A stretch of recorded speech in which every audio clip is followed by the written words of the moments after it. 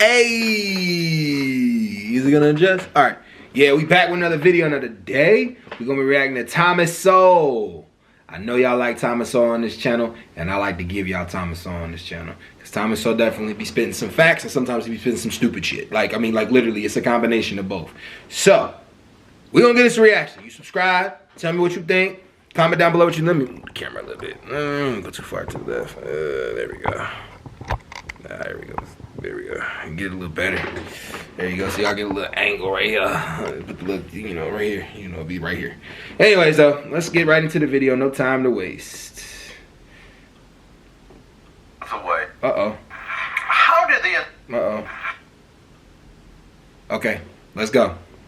How did the anointed refer to people they don't agree with?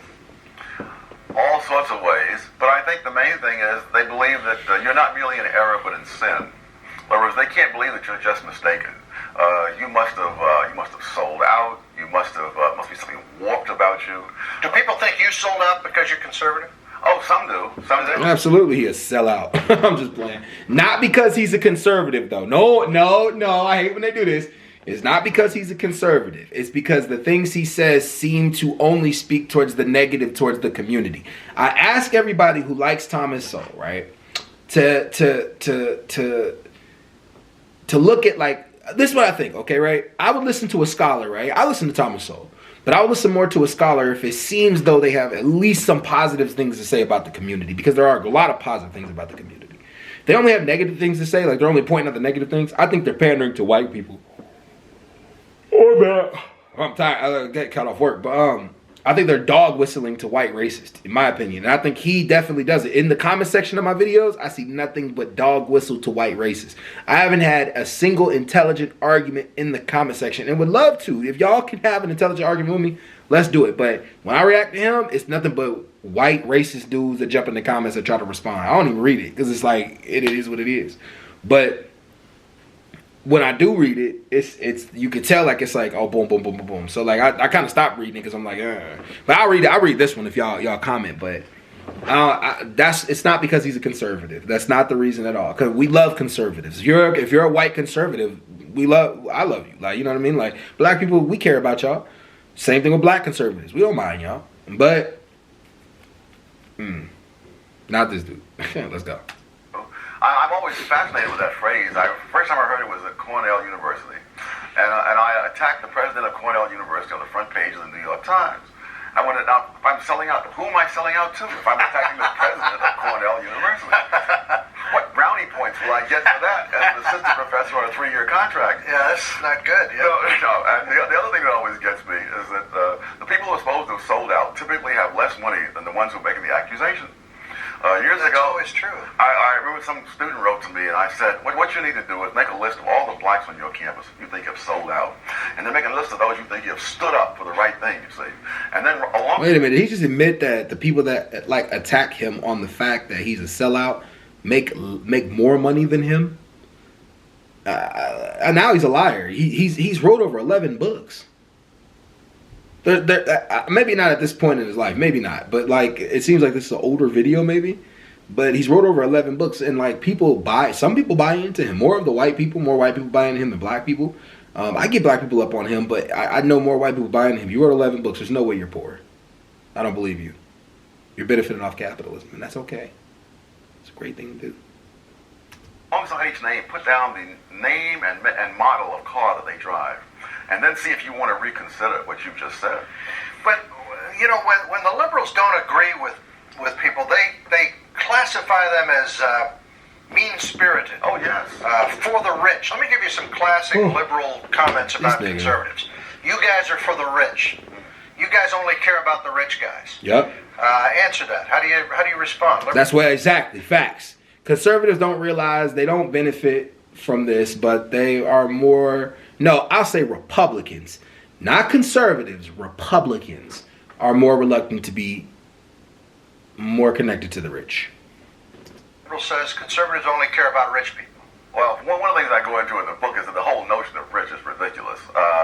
That most Americans don't stay in the same income bracket, even for 1 decade. So the same guy who is, quote, rich now was 20 years ago probably in the bottom 20%. I mean, I was on a recently. What the hell does that have to do with anything? No.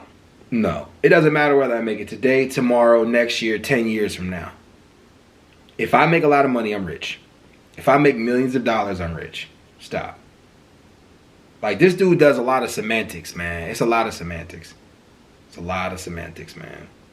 Like, this dude. Luxury cruise, and the guy said, if somebody told me when I was growing up that I would end up on a cruise like this, I would have said, get real, man. That very few people are in that same income bracket the whole time. Right. The genuinely rich and the generally poor, I would estimate to be no more than 3% of the American people. Really? Put together. Really? Yes. Genuinely poor. Now, I'm seeing numbers like when they were talking about health care, they said, 30 million people couldn't afford it or something? Several million of those were making more than $50,000 a year. So it's not. See, this is one of the things that the Anointed do. They never believe that people make choices. But there are people who have the money. They prefer to put that money into a BMW rather than have relatives. A lot of young people didn't want health care. They were betting on their health. Absolutely. And then this allows them to buy more stuff that they want to buy. So it's not a question that they couldn't afford it. It's a question they don't choose to spend the money. What about mean-spirited? Conservatives are mean-spirited. They're bigots. They don't like people. Well, that I don't agree with. I don't think I know a lot of conservatives that I rock with on a day-to-day basis, and they're not bigots or mean-spirited people. I actually think conservatives are more loyal than liberals. I think it's really hard for and I don't listen to what before you get mad about this. There's a book that's called The Righteous Mind. I read this book. It's really good. But what conservatives do, and I don't think this is wrong or right, I think it just depends on whatever society they're in. Most of the time, the conservatives are the ones that would have done what the Nazis done. But also the conservatives are the ones that would fix society if they knew that this was wrong. Like, you know what I'm saying? Like, conservatives stick to whatever the times are calling for. And they're loyal to those times. You find most conservatives going into the military. Oh, goodness gracious. Most conservatives going into the military. You see most conservatives going into fields where it requires a lot of loyalty to it. So, like, I think conservatives are loyal.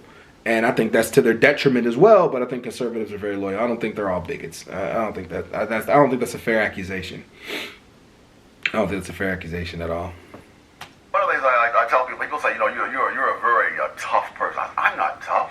Life is tough. I'm merely trying to acquaint you with those facts. What kind of a father were you? Tough?